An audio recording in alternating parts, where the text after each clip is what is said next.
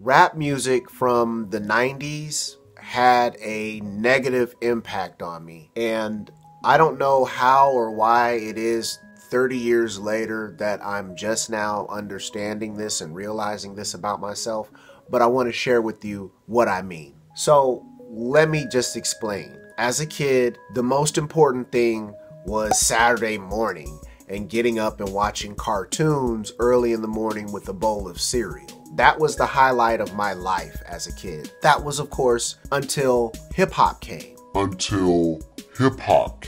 Back then, I was fascinated by the culture of hip-hop. At the time, there were movies like Breaking 2, Beat Street, Disorderlies with the Fat Boys. Hip-hop was just, it was new, it was refreshing. The older people were playing Luther Vandross and Evelyn Champagne King, Patti LaBelle and Anita Baker and Midnight Star. Hip-hop came along and I was fascinated, and one of my first favorite rappers was Kool Moe Dee, and then right after him, Rakim, Big Daddy Kane, LL Cool J, and then there were so many groups like Stetsasonic, Salt and Pepper, and Kid and Play. 80s hip-hop was completely different. And then a transition happened. I remember as a kid when America's Most Wanted came out. I remember when the rap music started to just be real hard. Back then, you could just get a tape from somebody else and record over an old tape, which is what we did. Nothing was digital back then, but we got the music. One of the negative things that rap music taught me from the 90s was misogyny.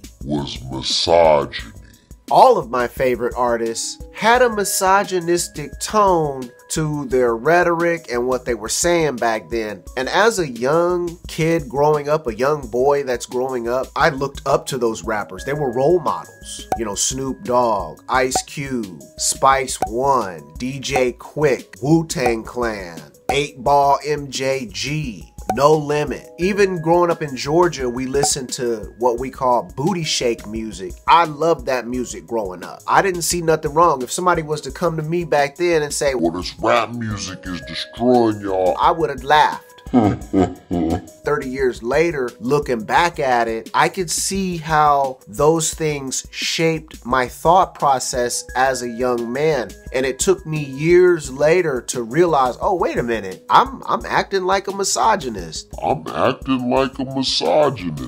Where did I learn this from? I learned it from rap music, and it was reinforced by the society around me. You know, Snoop tells me that ish has ish but hoes and tricks. As a young boy growing up, I didn't know. Rap music taught me misogyny, and I wanted to be a rapper. So the ideas and the things that they were saying, I was just indoctrinated. I'm really ashamed. I didn't know anything about a concept of toxic masculinity, the idea that men are superior to women. I was indoctrinated with that thought process, with that philosophy through 90s rap. And it took me years later to undo that mentality and then understand it happened because my role models, the rappers of the 90s, taught it to me. The other thing that 90s rap taught me that was really bad, it taught me street culture. What do I mean when I say street culture? Well, I mean, it taught me how to look and act in the streets.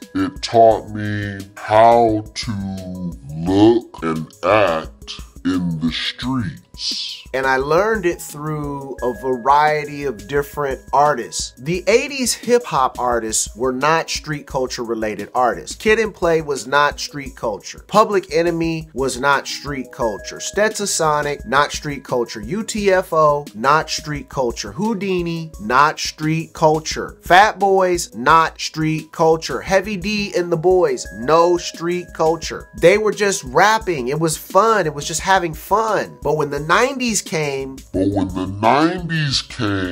that was when artists start putting hoodies over their head, looking hard. We called it mean mugging, where you just You looking crazy as possible. You trying to intimidate people with your face. Being hard and being street, I learned it from Ice Cube, Tretch, Tupac, Snoop, because anything that was outside of that was seen as soft. I embraced it because of my idols and role models. They were embracing street culture, and I took the ideas and concepts of that into my young adulthood, along with misogyny. The other thing that 90s rap music like really reinforced into me, I guess we could call it black self-hatred. Black self-hatred? The black self-hatred, the idea that I need to be strapped in case Ziggy want to do something, in case Ziggy want to try me. As a matter of fact, it was always Ziggy doing something. That whole idea, I was taught that through 90s rap. 90s rap didn't teach me to rebel against the oppressor. Now, don't get me wrong. There was Paris, there was Immortal Technique, but they didn't have the main influence over me like the other big mainstream 90s rappers. Those ideas influenced me. It's always involving going after other black people. It's that idea of just anti-black self-hatred was taught to me through 90s rap music. I realize it now, especially when I go back and I listen to, for example, I listen to NWA's album, just going back, just refilling it. Man, I can't believe I used to listen to this as a little kid. It affected how I thought. Here's the other thing. I want to say this too. I'm not blaming it all on rap. Let me also say that I learned misogyny, street culture, and anti-black self-hatred. I learned it from a lot of different places too, in addition to just the 90s rappers. It was being reinforced by a lot of different things. I would watch TV shows that would have street culture in it, and then that would reinforce what I had already learned. Banging in Little Rock came on HBO, and then that reinforced street culture and anti-black sentiment into my mind. And I understand it now. It had an effect on me. And it took years of education, reading, thinking, maturation. It took a long time for me to figure those things out. I just wanted to say that it's not all on rappers from the 90s. They just had a big impact on me. They were the role models. They were the ones that I really looked up to.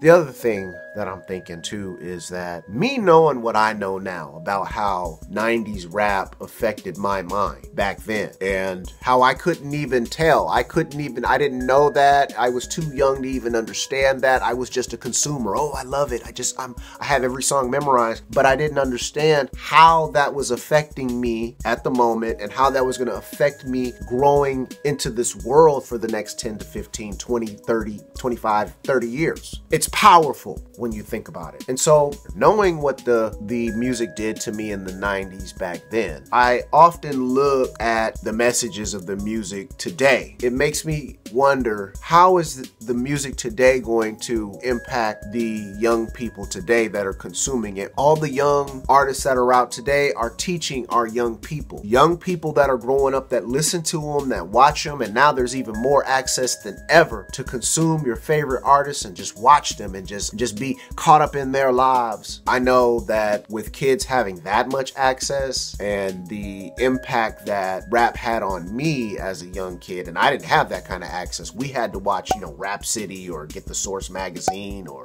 Rap Pages, or there was only a few little exclusive places where we could go and get information and see our favorite artists, because back then things were like that. But today, with the new technology, these young kids are able to see their favorite artists every single day, post on social media. That's going to have an effect on our young people. This isn't about respectability, pull your pants up and we can be better and all that. No. I'm a liberal-minded black man, black intellectual. I love rap. I still love rap. I just understand now at a deeper level how 90s rappers taught me really bad things. Hey y'all, listen, High Velocity Philosophy is a brand new channel, and I'm just gonna do whatever I want on here. And if you like this kind of content, I really appreciate it if you liked, share, and subscribe to this channel, all right? Peace.